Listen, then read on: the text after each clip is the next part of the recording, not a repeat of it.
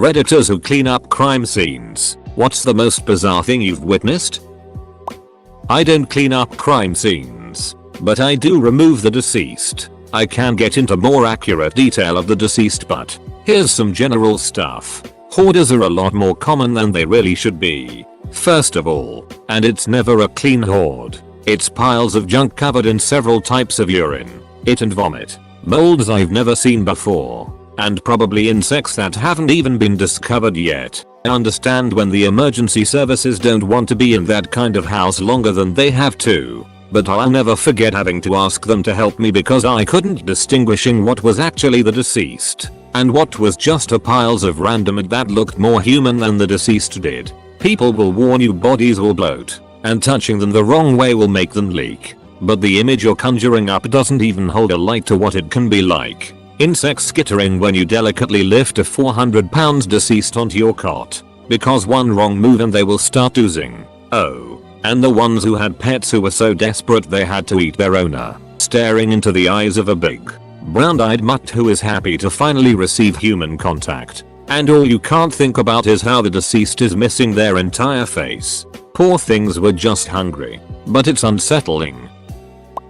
Crime scene cleaner here. My first suicide cleanup was quite an experience. Man shot himself in the head in his garage. I'll never forget needing to use pliers to pull teeth and skull fragments out of the drywall behind where he sat. All that blood and brain managed to make its way more than 50 feet across the garage. Most disturbing though, was his pickup. We chose to take it to our company wash bay to pressure wash it and make sure it was as clean as possible. I cleaned it myself and was satisfied that I had done well. Inspected for blood and couldn't find anything, so I began driving it back to the owner's garage. On the way back a slight drizzle began and switched on the wiper blades. Imagine my horror as a chunk of brain streaks across my newly cleaned windshield. I pulled over quickly and cleaned it up, but it still makes me sick to think what would have happened if it didn't rain that day. This man's poor wife or daughter would have been met with that sight and been crushed again by the impact of suicide. That 10 years ago and I'll never forget it. Now I triple or quadruple check every job. Was dispatched to a vehicle versus pedestrian call a couple months ago, and when we arrived on scene it was like something out of a movie. Dude was running across a fairly busy 4-lane road and was hit by a car traveling about 55 miles per hour. After his head went through the windshield of the first vehicle, he then proceeded to be thrown into the opposite lane and was ran over and dragged about 20 yards by another vehicle. Once the coroner was on scene with traffic investigations, we proceeded to pick up his organs bit by bit. It was a fantastic anatomy lesson.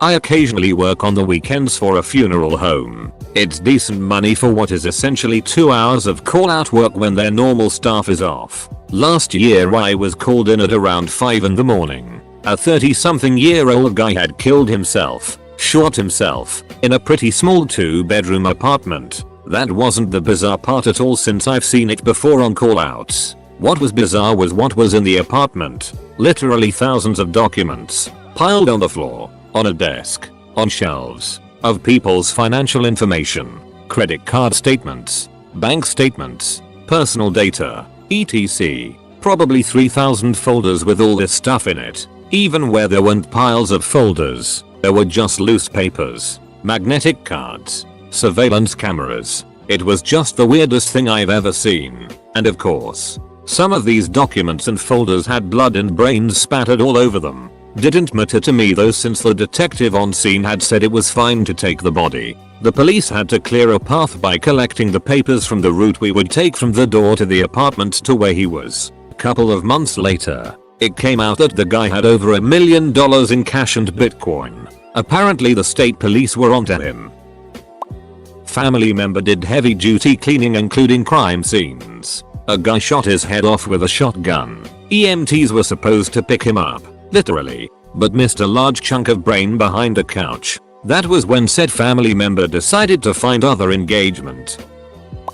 My best friend used to have this job. Most of the bizarre stuff was cleaning up suicides. Found a guy's full intact mustache across the room when he blew his head off with a shotgun. One guy tried to kill himself by shooting his stomach with a small caliber pistol. He didn't die immediately, so he wrote tons of whacked out stuff on the walls with his blood, then finished the job.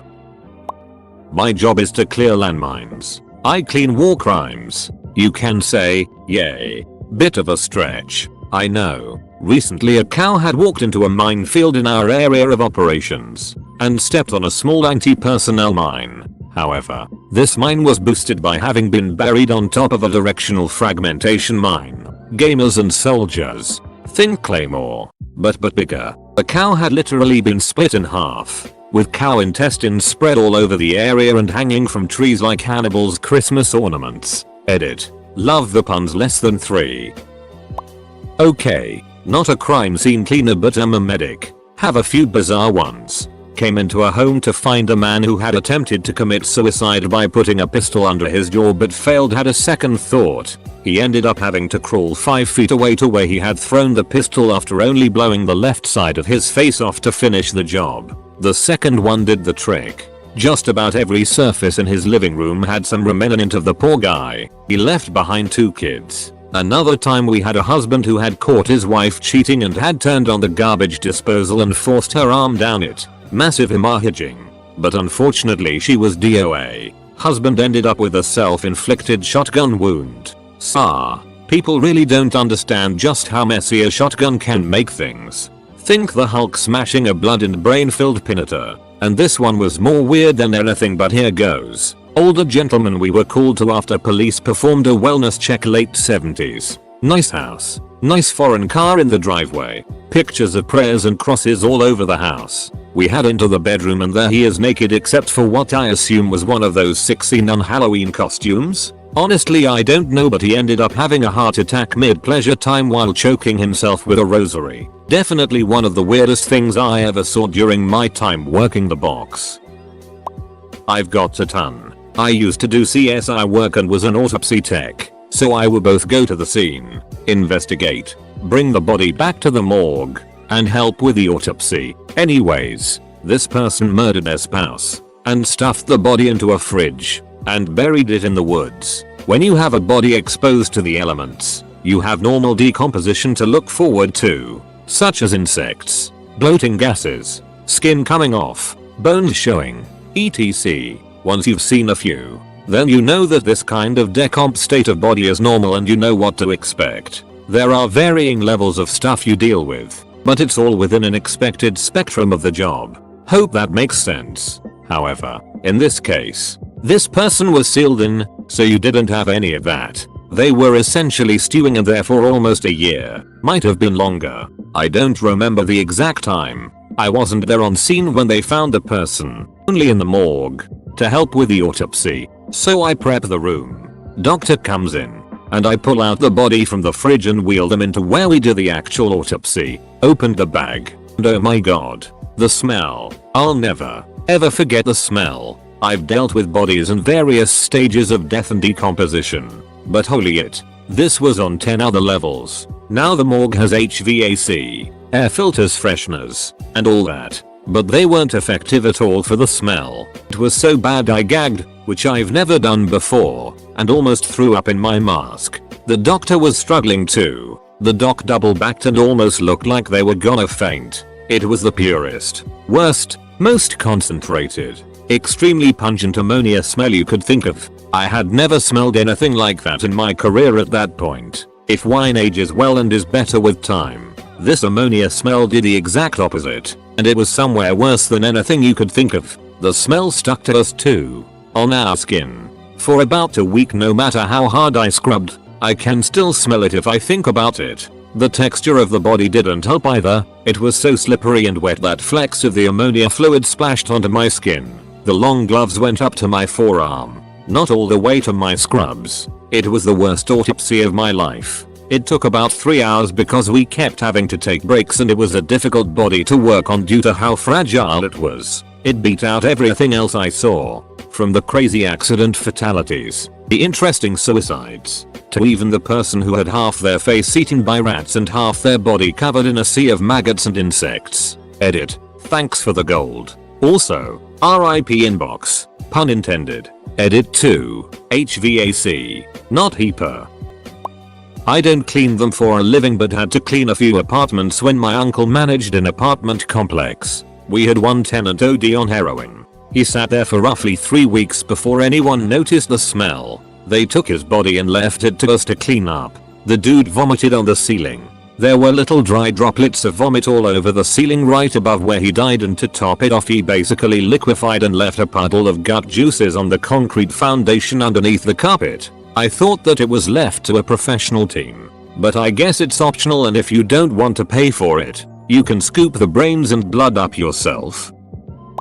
Okay, here is another story that will always stick out. The entire residence was absolutely tossed, as if someone was looking for something. However, this wouldn't end up being a typical robbery turned homicide. This was about to be way more bizarre. We get the man into the bag so crime scene can take their photos. In the nearby toilet, we discover even more blood, possibly up to at least a third of this gentleman's entire volume of blood in the john. It was just around that exact moment where another patrol officer was perusing around the residence when he started to find random objects covered in fecal matter. Eventually, he found more objects with a mix of fecal matter and blood. It then hit us just exactly what we were dealing with: extreme violent sodomy with foreign objects. Most of the objects were reasonable, I suppose. Smaller objects resembling the phallic shape, TV remotes, things of that like. Well, 3 of the objects stuck out that were discovered are what make this story.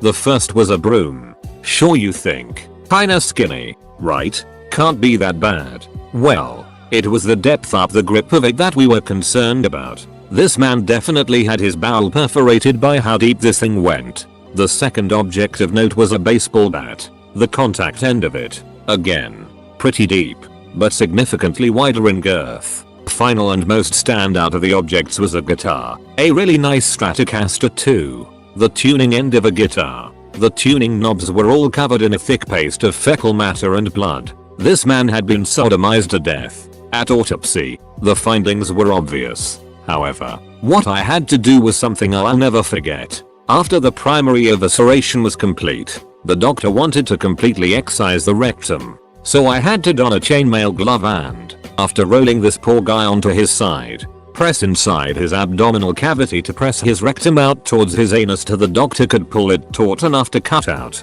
After she had his guy's rectum out, which resembled one of those jelly-filled toys that when you hold them they kinda fall inside themselves and through your hands. My 80s 90s baby friends should recall these guys. We then cut lengthwise up it to unfold the rectal tissue into a large rectangle to see the extent of the internal lacerations. Needless to say, deep, extensive, and numerous. The assailants have been apprehended. So that's the story about how I had to cut out a guy's butthole. For science, medicine, and law. TLDR. Man is murdered from being sodomized with the tuning end of a guitar. The people responsible have been caught. Edit. Thank you very much to whoever awarded me the platinum medal. It is a travesty that I had to acquire such a thing from sharing such a grotesque story. And I will see to it that my currency coins, sorry kinda new to Reddit honestly, not too sure how this whole thing works, are given out to equally endearing folk sharing their experiences with the internet. Edit. Thank you very much for the silver and gold. Final edit. It appears I have actually mixed 2 different former cases into one. I have redacted any details that were not related to the guitar case. Nat job. A lot of cases tend to blend together, especially when they're extremely similar. It was a while ago so I got some of the specifics wrong. The post now only contains bits of the story that again are relevant to the guitar case, and all information contained within this post can be found publicly if you look hard enough. So, I work in healthcare. Crazy stuff comes in all the time. One time a woman came in who was shot in the V. She was dirty, in only a bra. I thought she was a prostitute tossed from a car. Turns out she was drinking with her BF and another guy. She and the BF got into a fight. Like, serious fight. The BF starts choking her out. So the friend runs upstairs, grabs a gun, and tries to shoot out the legs of the BF. Well, he missed and shot her instead. Took a bit of explaining to clear that up. Edit. I forgot to mention, the lady did fine considering. I don't know all of the legal consequences, or how all of that worked out. I used to work in forensics picking up decedents as well as assisting the medical examiner in conduction of the autopsy. Not necessarily cleaning up the scene, but I've seen a guy who, during some kind of psychotic break, completely castrated his entire package. He then proceeded to stuff the entire package into his mouth and down his throat. He then slit his own throat. Did all of this with a cheap kitchen knife in his shower. Cause: exsanguination complicating transverse carotid and jugular severance. Manner: suicide. Edit: just want to address anyone who is asking about it potentially being a homicide and give a little bit more background info. I was reluctant at first to give out too much detail, but here is what I'll offer. There was a call to a Section 8 development about a man down the hall acting extremely erratically. He had no known history of drug abuse and no diagnosed psychiatric illnesses. His mother, whom he lived with, as well as many of the neighbors, called 911 multiple times and first responders were allegedly taking their sweet time getting to the scene. He lured his mother out into the hallway and then ran back into the apartment alone and locked the door behind him. He then ran to the kitchen, grabbed the knife, went and turned the shower on, and did the deed. He was picked up by EMS and brought to a local hospital where he was pronounced DOA due to his injuries. No preliminary toxicology was conducted by the hospital. His remains were then picked up by us for examination. Unfortunately for the conclusion of the story, this happened on one of my last days of work after I already put in my 2 weeks notice. Thus, I don't have access to the post-mortem toxicology report to find out why he did it. If the tox is negative for illicit substances, we may, and will likely never know why he actually did it. My personal hypothesis was that he suffered from some form of developmental disorder, and combined with a latent psychiatric illness of some sort, compounded with an unresolved body gender dysmorphia complex, was unable to cope with his feelings and broke. User T-Mop. Propane nat gas explosion. Guy's arm was holding onto a ladder going up a holding tank. No body, no anything, just an arm. Preemptive edit. It was his left arm. I was at this house cleaning up a suicide. It was a beautiful young woman in her 20s who had killed herself with her prescribed antidepressant. The investigators had left, so it was just me and my partner there. We just had to put her in a body bag and take her to the morgue. I went out to the ambulance to get the body bag stretcher. Walk back in the house to see my partner raping the girl's corpse. The strangest part is that he seemed like a totally normal dude. I would have even said we were friends. He's in prison now. Craziest shit I ever hear as an EMT in training was a cops and EMTs responding to a GSW gunshot wound. Cops where I live have to clear the scene first before medical personnel can go in. They find the guy, head completely missing from the lower mandible upward. 2 boys scared shitless hiding under their beds after witnessing him blow his head off with a 12 gauge. Medics where I live are legally required to check for a pulse, as one does and the other. They are tandem. Calls it in. Said dead body stands up and sits back down, then does it 2 more times. The last one puts its hands out like Frankenstein. Keep in mind there is nothing from the jawline up. The second officer said if he does it 1 more time he is shooting him. As morbid as it is. I laughed at that part. Edit. Whoever golded me. Thank you, but anyone further please donate it. I suggest Justin Wren's Fight for the Forgotten Organization or any fund for the fires in CA. A friend of mine is a firefighter and he told me about a scene of a wreck he showed up to. When he arrived there was a Corvette smashed under a trailer of an 18-wheeler. When they finally pulled the 2 apart, the driver of the Corvette's body was intact in the front seat with cell phone in hand. Meanwhile his head was in the back seat. Turns out he had been going at least 70 miles per hour while texting and didn't realize there was a red light and rammed into the back of an 18-wheeler. Just trying to do my part to get actual crime cleaners here, but I'm a medic, so similar I guess. One time we found this guy dead in his home in the corner of the living room tucked around the couch. Ass up, no cloths on. Literal coffee ground looking, it spread everywhere across the house. On the floors, furniture, walls, everywhere. Along with mass amounts of liquor bottles and glass everywhere. He had massive GI issues along with drinking himself to death. Don't know what was worse, the smell or the scene. I'm not a crime SCE in Claire.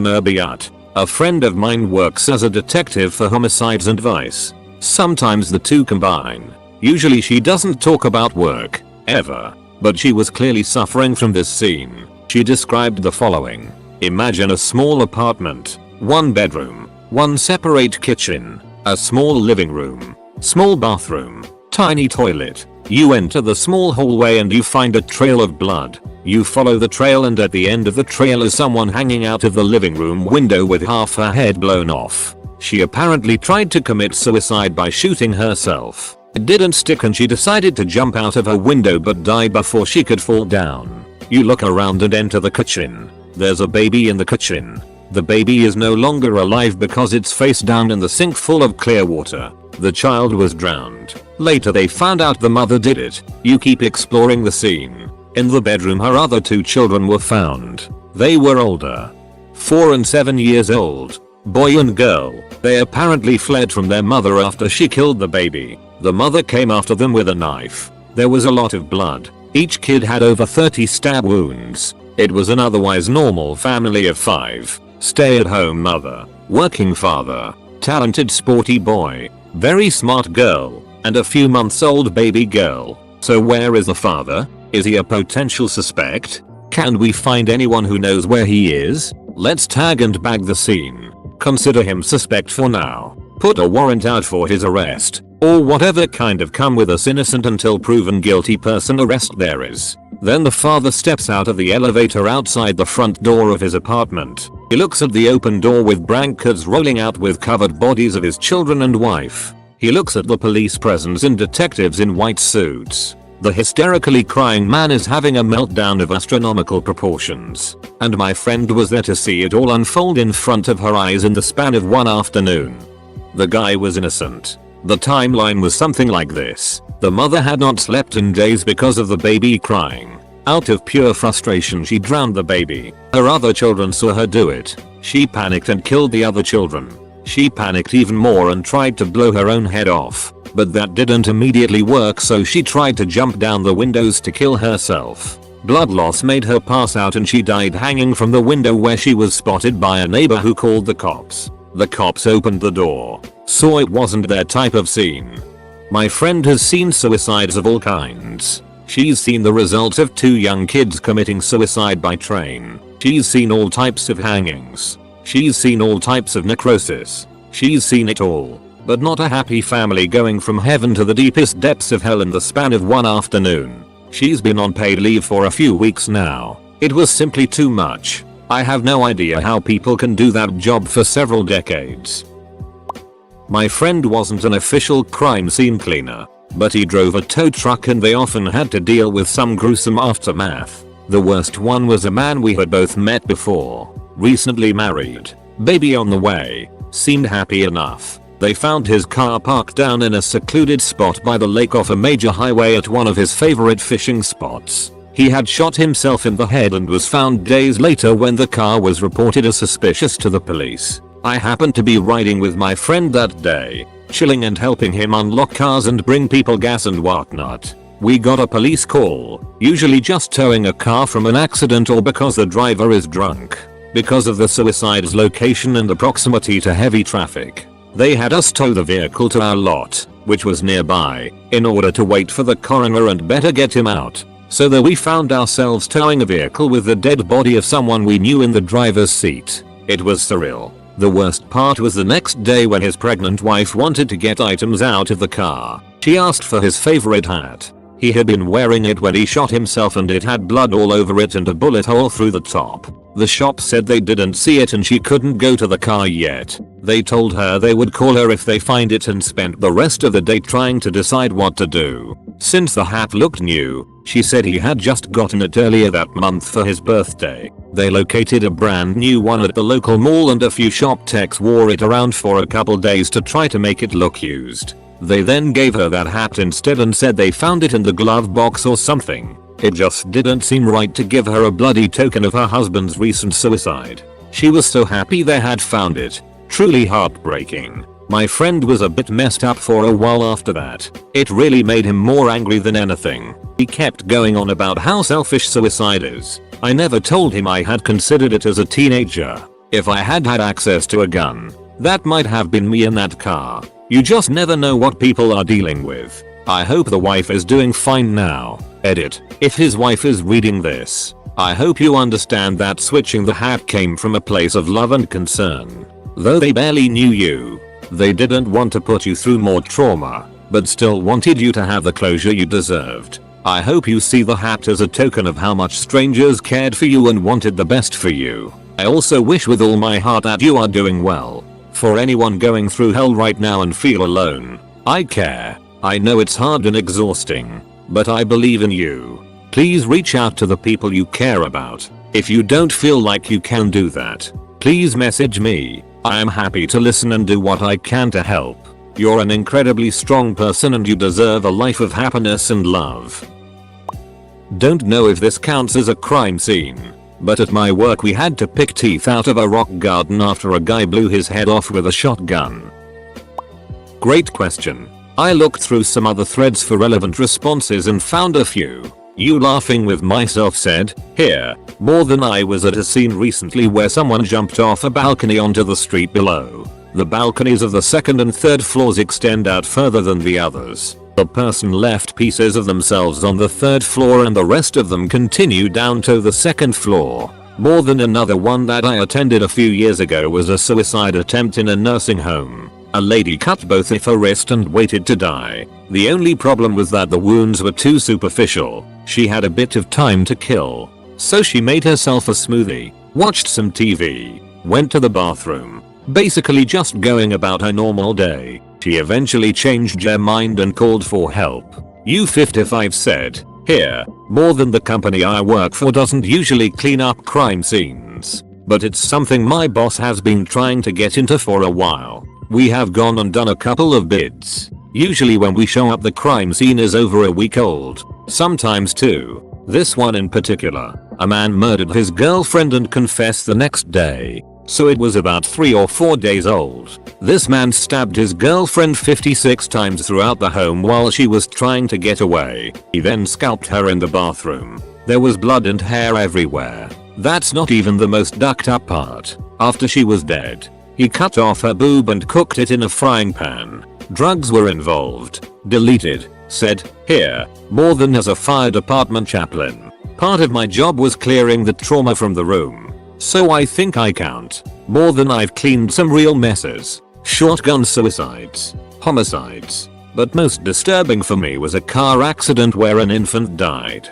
Broke his neck I think. Nobody else was too seriously injured. Prying that infant from the arms of his mother is a moment seared into my brain forever. I can put corpses on gurneys all day long, pick skull fragments out of a wall, or collect limbs from the side of a freeway no problem. But the wails of the mom, her desperate rocking and tight grip on her child, and the smell and look and feel of death on a person who hadn't even yet experienced life. It was wrong. It just felt wrong on the most primal level for me.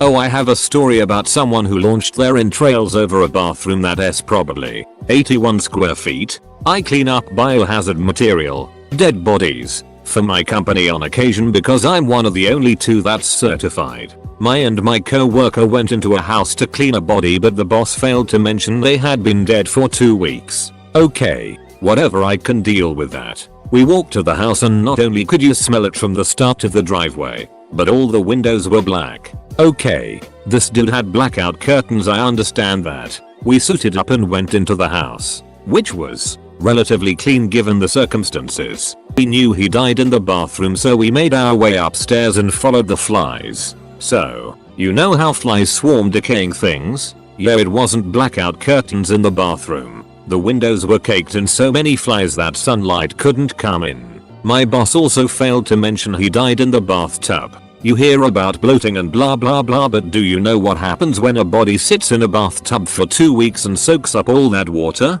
It explodes. The entrails and remains of this soup was all over the taking. The walls, the door, it was everywhere. There was no water in the bathtub, just this sickly pink colored stew. That was the most disgusting cleanup I've done by far. I can't even imagine what it sounded like when that happened. Edit. I love Reddit. Someone reposted my story and got 600